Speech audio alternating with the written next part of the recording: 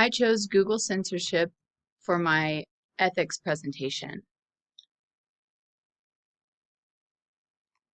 Censorship is the changing or the suppression or prohibition of speech or writing that is deemed subversive of the common good. It occurs in all manifestations of authority to some degree, but in modern times it has been of special importance in its relation to government and the rule of law.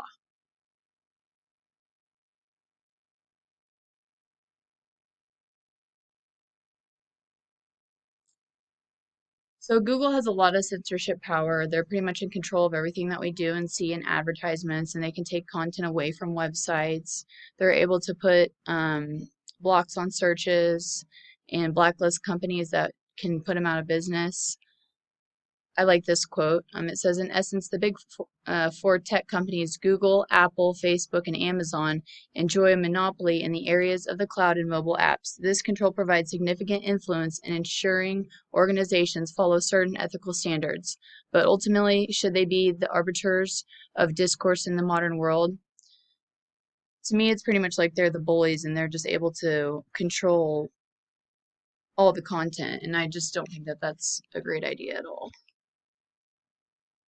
Censorship is a violation of freedom of speech, some people argue. I'm against all censorship. I disagree with the idea of how another human deciding how much or what content is appropriate for me. Censorship violates our opportunity to choose what content is suitable or interesting or informative, but most importantly, what is allowed. And we should have equality of opportunity in this situation. I feel knowledge is power, and more information or different perspectives can only shed light on a subject. When I'm considering ideas or making decisions, I think it's the best to have the most amount of information you possibly can. The First Amendment actually only protects your speech from government censorship. This means that private citizens, businesses, and organizations can actually make their own rules and policies with what they allow and what they condone regarding freedom of speech. So they can refuse to publish or broadcast opinions that they disagree with. Google, as well as the other three I mentioned earlier, but is a large privately owned tech company and has basically used this control to erase other companies' websites and mobile apps if they disagreed with Google's view. So this fits into the ethical theory of consequentialism. Consequentialism is the theory that right or wrong can be judged or measured only by the consequences of the action. They basically are saying that whatever you're doing the most good and the least amount of harm is how they measure if something is right or not. Censorship would be supported by this theory if removing certain content deemed inappropriate from exposure.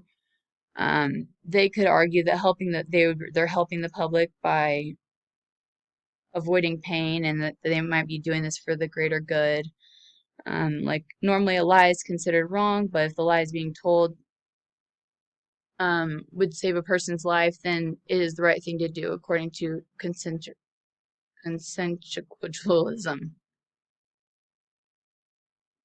Equality of opportunity versus equality of outcome. In my opinion, this is a good example that relates to where equality of opportunity is what is more important to us, or to me anyways. It ensures all will have access to the opportunity to be exposed to the information that they choose. It should be an individual choice to have access to all perspectives, whether they're deemed true or false, which that's kind of like what I said earlier about having all the information when you're making a decision. Instead of having the equality of outcome, because it's kind of unrealistic, we can't predict the future, and we really don't know how something is going to impact viewers or readers or the audience. So I'm against censorship of all kinds. I believe it should be a crime to control what communities are exposed to, and I think most of the time it's not censored for our well-being or protection.